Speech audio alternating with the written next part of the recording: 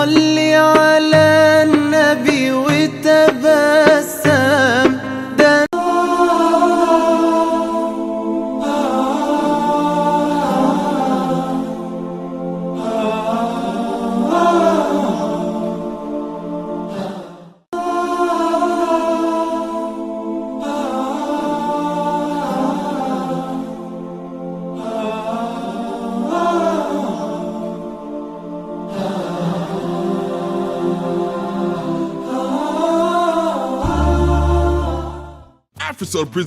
AfriSoul presents Nickel Millionaire 2.0, where your dreams of becoming a millionaire can come true, not once, but twice. In the first 2 months, one lucky AfriSoul subscriber will win a cool $1 million. Another lucky winner will take home another $1 million just 2 months after that. But wait, there's more. We've got loads of cash prizes to be won every week. Simply buy a minimum of $10 in credit or data. So the more you buy, the better your chances of hitting the jackpot. Nickel Millionaire 2.0. Join us every Monday, Wednesday, and Friday at 9 p.m. live on GRTS. AfriSoul, creating millionaires, changing lives.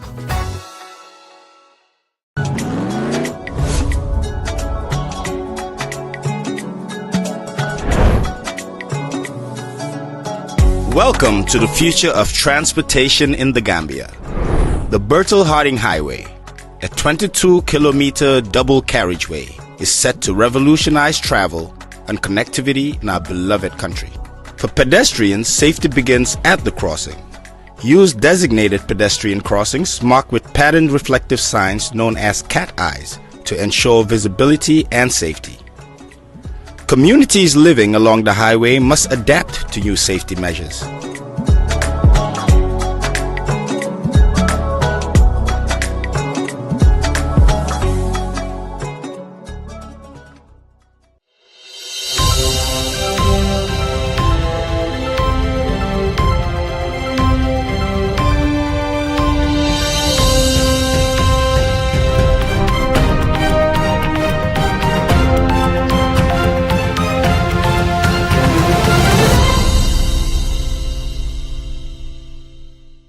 Hello, good evening from our studio along the Bertel Harding Highway. This is 30 News with me, Mumudo Bailabare. Coming up tonight, Environment Minister announces handing over of 29 newly established community forests.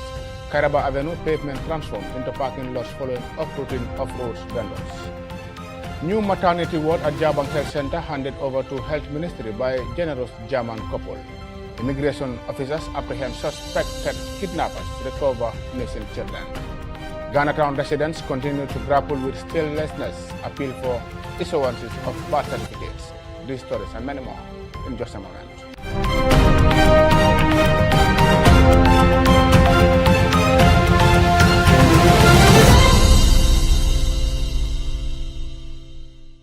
To the news in detail, and many thanks for joining us. In a bold move to strengthening forest conservation and wildlife management, the Minister of Environment, Climate Change and Natural Resources, Honorable Rohi John Manjang, on Monday announced that at the National Assembly, a series of initiatives aimed at promoting community and joint participatory forest management. She also announced the establishment of new educational programs in forestry management. Mariama Dem has more. The Gambia, a country rich in biodiversity and natural resources, is increasingly recognizing the importance of sustainable forestry practices. Community forests play a vital role in the nation's environmental health, providing a source of livelihood for local communities while also preserving vital ecosystems. On Monday, 17 March 2025, the Minister of Environment, Climate Change and Natural Resources appeared before the National Assembly responding to the report of the National Assembly Select Committee on Environment, Sustainable Development and NGO Affairs oversight visit to forests, parks and borehole projects across the country in February 2024, where she announced the establishment of 29 new community forests set to be handed over by June 2025. This, she said, the ministry is keenly promoting initiatives that empower local populations to manage their resources effectively. According to the minister, in a drive to bolster these efforts, the Ministry of Environment is advocating for stronger emphasis on community and joint participatory forest management, as this approach not only enhances local stewardship of forest resources but also encourages private individuals to invest in private forestry, ensuring a more sustainable future for the Gambia's forest. In collaboration with the University of the Gambia, the ministry is also set to introduce undergraduate and graduate courses focusing on forestry management, parks and wildlife management, and natural resources management to equip future foresters and wildlife managers with essential skills. The ministry is keenly promoting the Community Forest Initiative with 29 newly established community forests to be handed over this year before the end of June 2025. Adding to the already established community forests. And two, that the University of the Gambia should introduce courses at undergraduate and graduate level on forestry management, parks and wildlife management, and natural resource management to build the capacity of foresters and parks and wildlife managers. To respond, through the EBA project, the ministry is collaborating with the University of the Gambia to develop courses at both bachelor's and master's. Example, the degree of BSc Natural Resource Management includes courses in the following: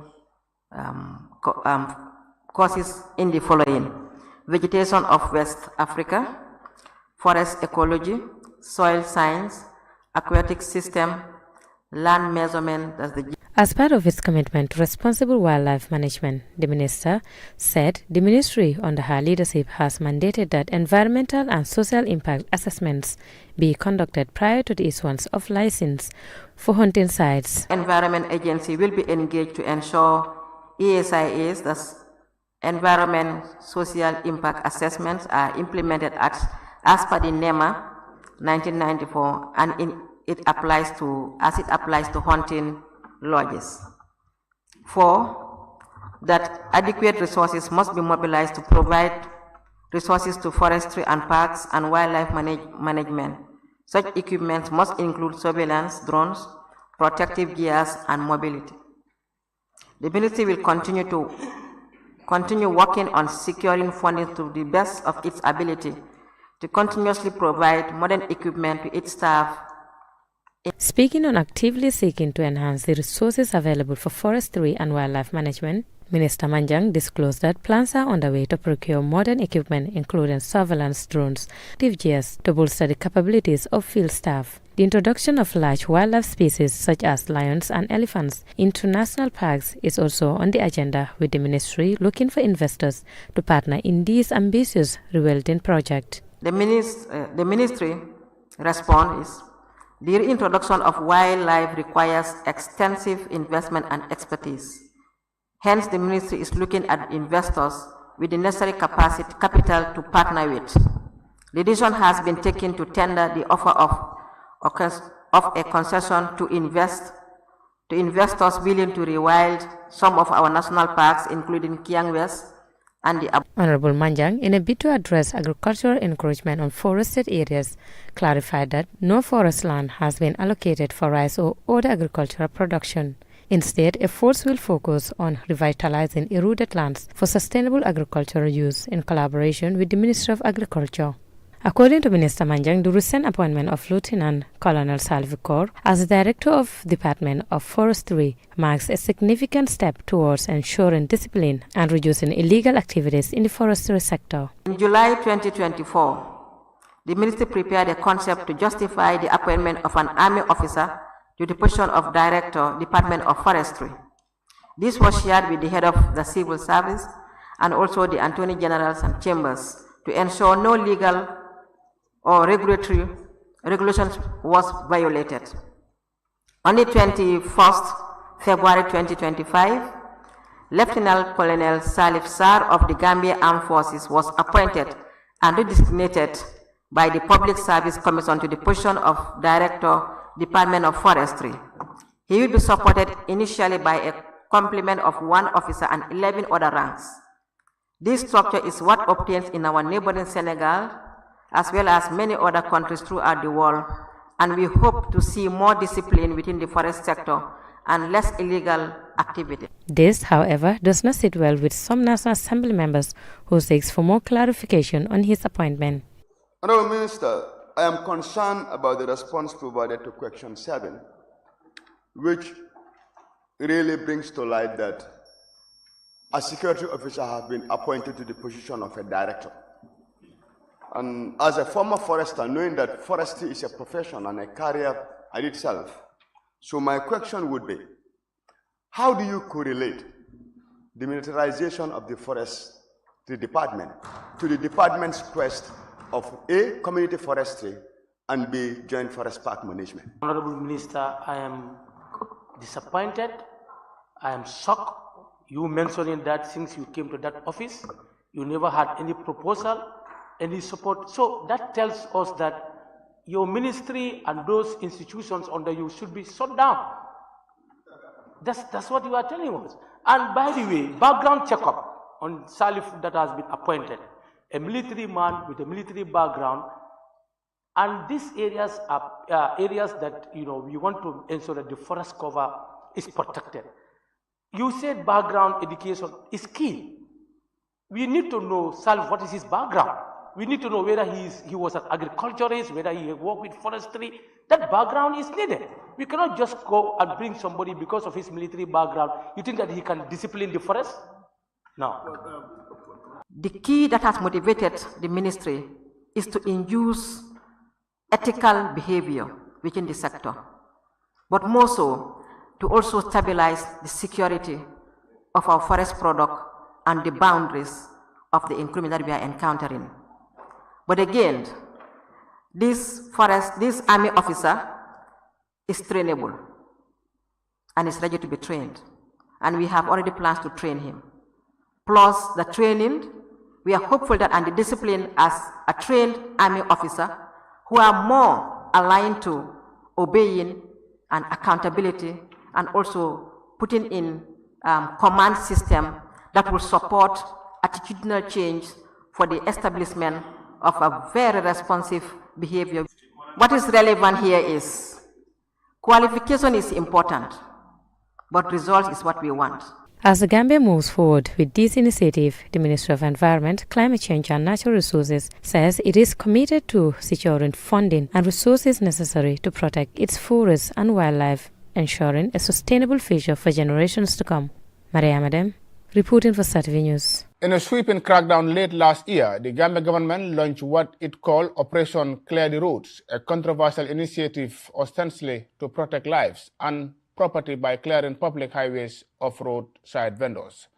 The crackdown affected several areas in the Greater Banjul area. The Gambia government mobilized a joint security task force comprising national police and military to bring down roadside structures and remove the vendors. The authorities set their sights on bustling commercial zones like Karaba Avenue, Mamadi Manjang Highway and Sair Job Avenue to enforce what they describe as a campaign to protect lives, property and public accessibility.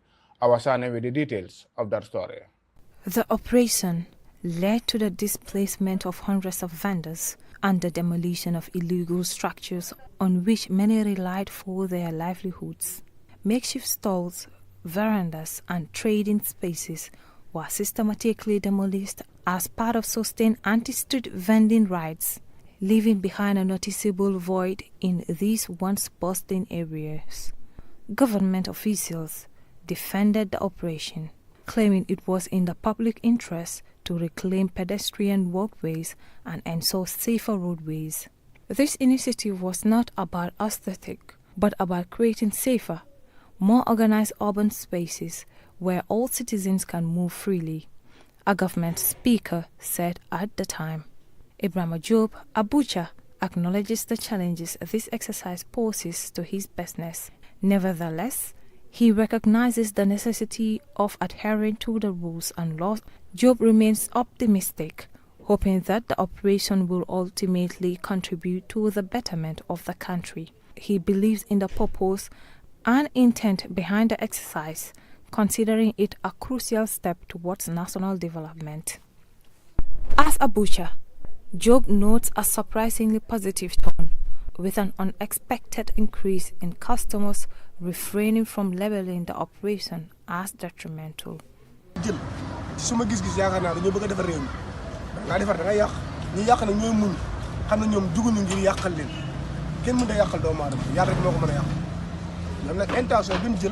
I guess they intend to clear the road and not harm anyone.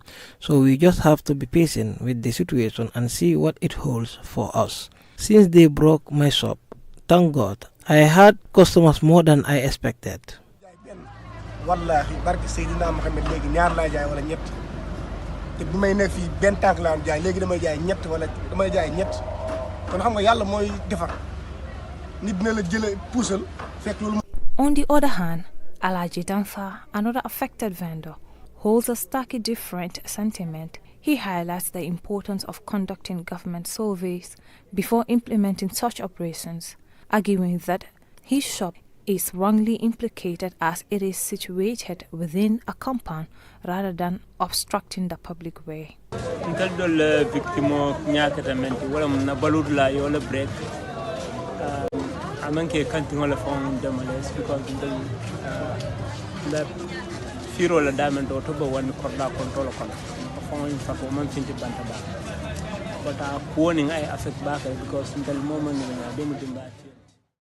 My opinion about this demolition is that it breaks our living because this market is where we earn to feed our families, so it affects us a lot.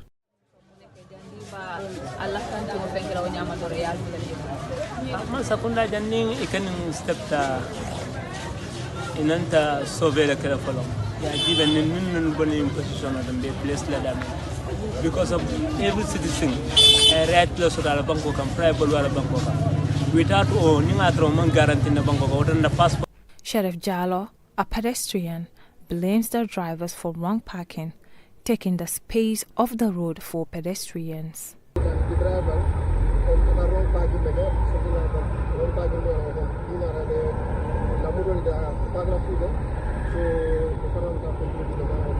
Most spaces in the road is taken by the drivers who do wrong parking, and it causes traffic congestion as well. Some of them didn't even go through driving school to learn traffic rules, which they are ignorant of.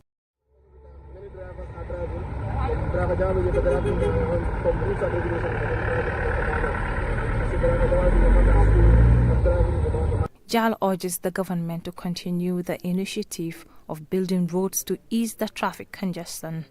Speaking off camera, Lamin Sonko also blames the wrong parking of drivers and blamed the government to clearing some places of vendors without giving them another place to sell. However, the aftermath of the crackdown has raised questions and sparked criticism. What was initially touted as a move to protect the public has now seemingly backfired. The very spaces cleared of vendors have become informal parking lots commanded by private vehicle owners. Pedestrian pathways have devolved into chaotic parking zones, forcing some people to walk on busy roads, ironically creating new safety hazards. The displaced vendors, many of whom were breadwinners for their families, have expressed dismay over the lack of alternative arrangements, with shattered livelihood and left with nowhere to go. Social commentators and urban planners have called on the government to address the unintended consequences of Operation Clear the Roads. Critics argue that while the initiative sought to improve public order, its poor execution has led to an uneven playing field where small vendors are punished while private car owners benefit. For now, the pedestrian spaces on Caraba Avenue stand as a symbolic reminder of a government operation that achieved its stated objectives on paper but has left many citizens questioning its broader impact on social media and economic equity. Will authorities take further action to address this imbalance? Or will Operation Clear the Roads fade into yet another chapter of unfulfilled promises? Only time will tell. Awasane for Star TV News. A newly constructed maternity ward at Jabang Health Center in the West Coast region was on Wednesday formally handed over to the Ministry of Health. This ward, built through generous donations from a German couple, aims to significantly enhance maternal health care in the community of Jabang and surrounding communities. With more details, here is Star TV's health reporter, Baikor. Community members, local leaders and representatives from the Ministry of Health gathered at the Jabang Health Center to witness the handover of the maternity ward, which promises to provide expectant mothers with improved access to quality medical care, ensuring safer deliveries and better health outcomes for mothers and their newborns. Jabang Village Development Chairman Fatu Johnson was enthusiastically overwhelmed with emotions that the German philanthropists have made their yearning for a maternal ward a reality. This place was built before, but not with standard to the Ministry of Health. But with the intervention of our able sponsors, Gambia, our dreams have come true. We will not go out of Jabang for antenatal or delivery again. I take this opportunity on behalf of the people of Jabang to thank Friends of the Gambia for their tireless efforts, especially Barbara and Jürgen Frober. Words are insufficient to thank you. Bravo. I thank everyone present here. I thank everyone present here for gracing this occasion. Community members expressed their excitement and relief over the opening of the new ward, with many noting that expectant mothers in the community no longer need the trek to outlying communities to seek critical healthcare services. The maternity ward is equipped with modern medical facilities and staffed by trained healthcare professionals dedicated to ensuring that mothers receive the necessary prenatal and postnatal care. Philanthropist Jogen set light on the sponsor. As we have found the health center in an unfinished condition and finished, we saw this building in an unfinished condition. At that time, nobody knew what that should ever be. So we found a contractor, and this contractor, Suleiman Jameh, he drew this building as it is right now. He drew it and he built it. And I think he really did a good job. The couple expressed their joy for being able to contribute to the well-being of the community. They expressed the hope that this ward will provide comfort and safety for the families in Jabang for years to come. The Director of Western Health Region 1, Mr. Musa Kamara, on the purpose of the gathering. We have gathered here to grace the official handing over of Jabang Health Center Maternity Building, donated by the foundation through Barbara and Jogen, under the auspices of Foundation Together in the Gambia, as part of efforts to bridge the existing health service delivery gaps and thereby complementing the efforts of government. This is indeed a significant milestone in our collective quest to attaining the universal health coverage and the national development goals. As the new maternity ward opens its doors, Jabang is optimistic about the future of maternal health care in the community. Reporting for Star TV News, I am Baikor. Immigration officers stationed at Dimbaya Immigration Post have recovered 2 children that were reported missing on Tuesday.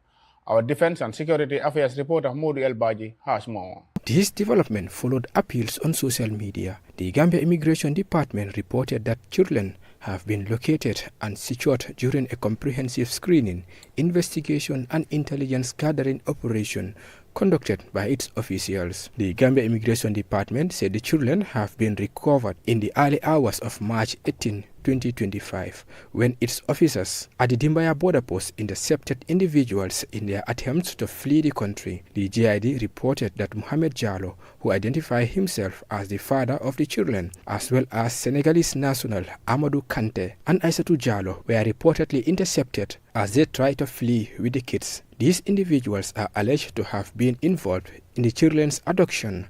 The children were handed over to Madina Salanding Police Post for further investigation and to facilitate their safe return to their family. The GID pledged its full cooperation with the police in the ongoing investigation.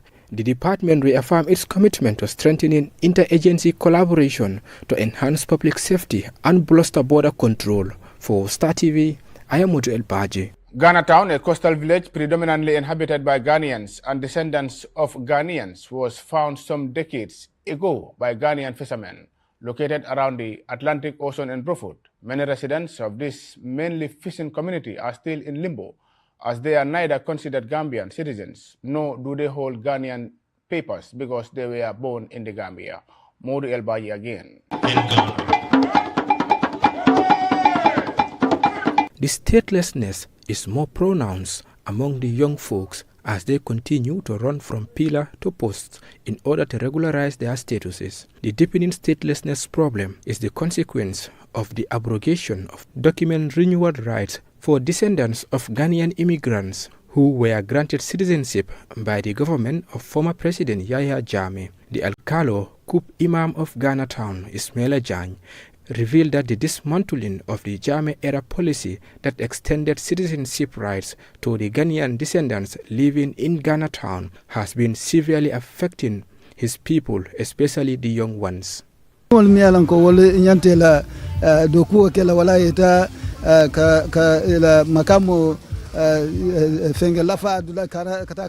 who had citizenship before cannot renew it now, which means they are stateless. They lack both Gambian and Ghanaian documents, and the youth are severely affected, especially students who wish to continue their studies. They possess no documentation, rendering them vulnerable, and even the women find it difficult to have access to maternity service due to the lack of documentation.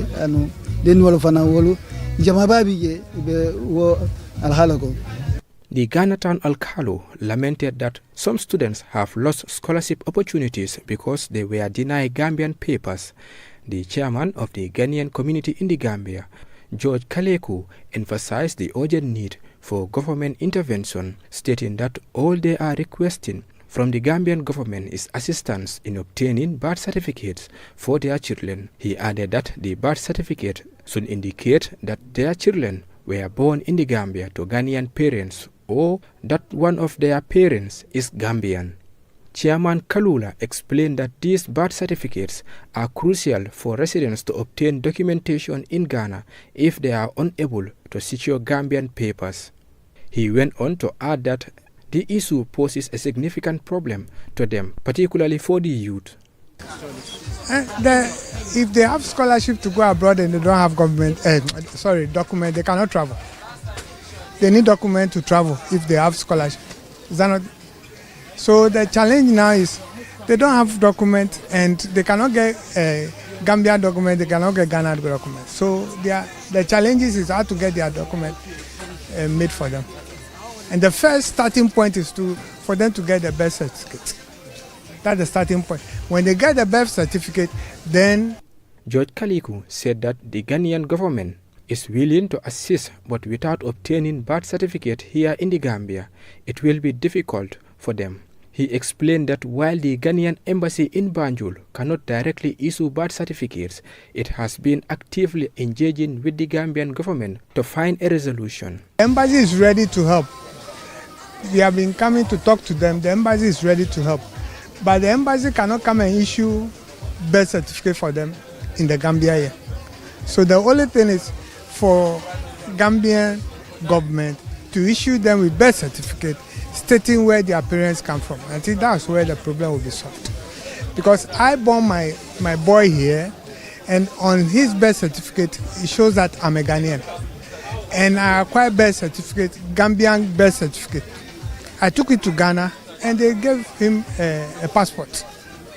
Because he wasn't born in Ghana. So I cannot go and take Ghana birth cert to make passport for him. But I can use Gambian birth cert to show that I am a Ghanaian. That's why I'm applying for passport for my son in Ghana. So they need to get a birth certificate, and they cannot get birth certificate without the government helping them to give them birth certificates. The issue of documentation is severely impacting the community, especially students who have been awarded scholarship but are unable to travel due to the lack of valid identification papers. The residents of Ghana Town are pleading with the Gambian government to address their plight and provide them with necessary documentation to secure their future.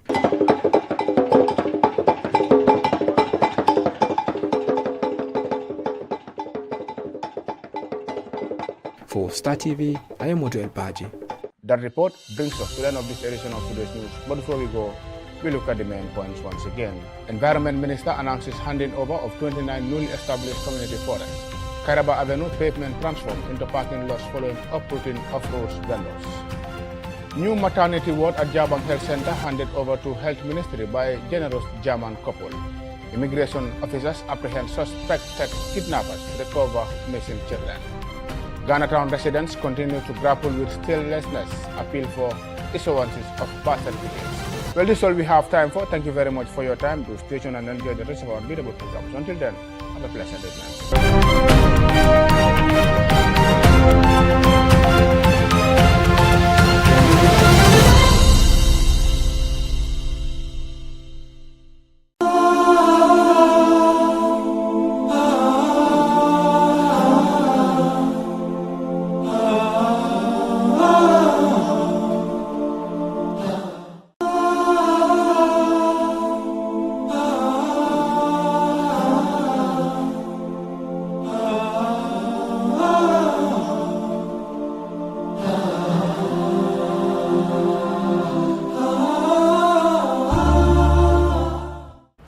الرحمن الرحيم الحمد لله رب العالمين والصلاة والسلام على أشرف الأنبياء والمرسلين. مشاهدينا مرحبا بكم في برنامج منبر فقه السنة من تلفزيون ستار رقم أول باتل هادين هايوي بادين ونغال سلام ستار تي في member number 1 باتل هادين هايوي mbal welcome la na islam programme me ka fay minbar fiqh sunna Dr. Sheikh Jawla mursana janne koteke abotana fo al Ihsan University way janni mbita rek nga Dr. Boulaye Jibril Salam nga dum programme moto inshallah. Bismillahir Rahmanir Rahim. Alhamdulillahi Rabbil Alamin. Wa sallallahu wa baraka ala Rasulillah wa ala alihi wa ashabihi wa man tabi'ahum bi ihsanin ila yawmiddin. أيها الإخوة المشاهدون والأخوات المشاهدات نحييكم بتحية الإسلام ونقول لكم السلام عليكم ورحمة الله وبركاته. من برنامجكم الأسبوعي والذي يأتيكم كل أسبوع من ستار تي في، وها نحن نجدد لقاءنا البرنامج الرمضاني معكم في هذا اليوم، ونسأل الله سبحانه وتعالى أن يوفقنا للصواب وأن يتقبل صيامنا وقيامنا وأن يجعلنا ممن يستمعون القول فيتبعون أحسنه. غافلوا ما ستلا طوله